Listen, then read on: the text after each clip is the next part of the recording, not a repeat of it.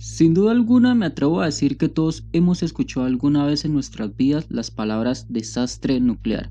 Siempre se nos viene a la mente Chernobyl y de eso hablaremos el día de hoy, pero nos enfocaremos en el por qué explotó el reactor de Chernobyl. El 25 de abril de 1986 en Ucrania se programó el mantenimiento rutinario del cuarto reactor de la central nuclear. De esta forma, los operadores de la central planearon utilizar el tiempo inactivo para testear si el reactor podría enfriarse cuando la central se quedase sin suministro eléctrico. El objetivo se quería averiguar si cuando ya no llegara ese vapor de las turbinas que generaba electricidad, se podría proporcionar energía para alimentar las bombas de refrigeración del reactor. La prueba estaba prevista para las 2 de la tarde y requería bajar la potencia hasta los 700 megavatios térmicos. Sin embargo, se negaría la autorización para disminuir la potencia debido a la necesidad eléctrica del país. Así que no sería sino hasta las 11 de la noche cuando llegaría la autorización, pero una hora más tarde, a las 12, se llevó a cabo el cambio de turno de los trabajadores del reactor número 4. El protocolo del test que querían realizar impedía operar el núcleo por debajo de los 700 megavatios, sin embargo a las 12:30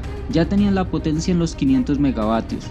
Y por si fuera poco, el reactor se estaba produciendo xenón, que es un gas que tenía como efecto bajar aún más la potencia del reactor. En ese momento, los operarios transfirieron el control al sistema automático, pero un fallo llevó a una caída de la potencia drástica. Al bajarse la potencia, los operarios entraron en pánico, lo cual llevó a que tomaran la decisión de retirar las barras de control de grafito que servían para moderar la fisión nuclear. En pocas palabras, le quitarían la protección al reactor. Así que a la 1 de la mañana se arrancaría el test, el cual se realizaría en medio de las siguientes condiciones: 1. Sin sistema de seguridad, y 2. En un rango de potencia en el que el reactor resultaba altamente inestable. Vamos, que la suerte ya está echada. El uranio del reactor se recalentó, aumentando la potencia de la central a pesar de los intentos de apagar el reactor. Se provocó una reacción en cadena de explosiones en su interior. Finalmente, el núcleo del reactor quedó expuesto y expulsó material radioactivo a la atmósfera. Y de pronto el reactor 4 explota. El reactor tuvo una explosión equivalente a las 4 toneladas de TNT e hizo saltar la tapa del reactor de 2.500 toneladas de peso, destruyendo el edificio y expulsando al exterior combustible y productos de fisión. Las centrales de esa época no incluían lo que nosotros conocemos ahora como estructura de contención. Para ese momento ya era una locura lo que estaba pasando. La nube radioactiva original de la explosión alcanzó más de los 1.000 metros de altitud. Los bomberos intentaron apagar un montón de incendios en la central y los helicópteros se dedicaron a tirar arena, boro y otros materiales en su intento de sofocar las llamas y detener la contaminación. Se formarían grupos conocidos como los liquidadores, en los cuales habían bomberos, soldados, mineros y trabajadores de la central nuclear. Los datos exactos se desconocen, así como el número preciso de liquidadores.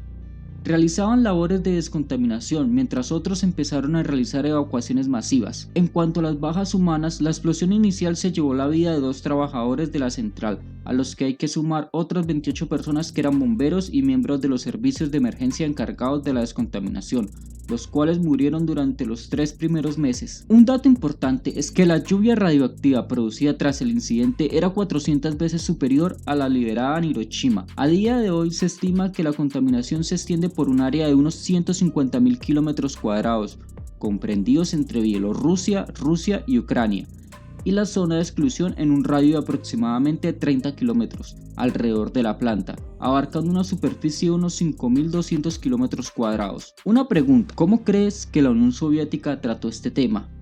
Pues bien, la Unión Soviética trató de esconder ese accidente para cuidar su reputación, pero finalmente el problema era demasiado grande como para lograr esconderlo. El colapso de la central fue tan catastrófico que ya había propagado la radiación hasta Suecia, donde las autoridades de otra central nuclear empezaron a preguntarse qué rayos estaba pasando, de dónde venía tanta radiación. Tras negar el accidente en un primer momento, a los soviéticos no les quedó otra que anunciarlo el 28 de abril. 3 días después de que esto sucediese. Así el mundo se dio cuenta de que estaba presenciando un acontecimiento histórico. Pasando el tiempo y llegando el año 2000 fue cuando se clausuró el último de los reactores. Se iniciaron las labores de desmantelamiento de la central.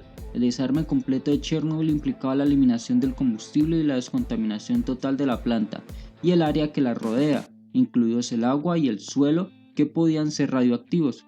Los restos de la zona del reactor acabaron dentro de una enorme estructura de contención, cuya finalización se dio a finales de 2016. De hecho, la contención y supervisión continúa y se prevé que las labores de limpieza estén activas hasta el año 2065. Este accidente provocó un movimiento antinuclear el cual sigue hasta ahora. Actualmente hay una inquietud debido a la invasión rusa a Ucrania, sin embargo los informes indican que todo está bien y que no hay nada de qué preocuparse todavía.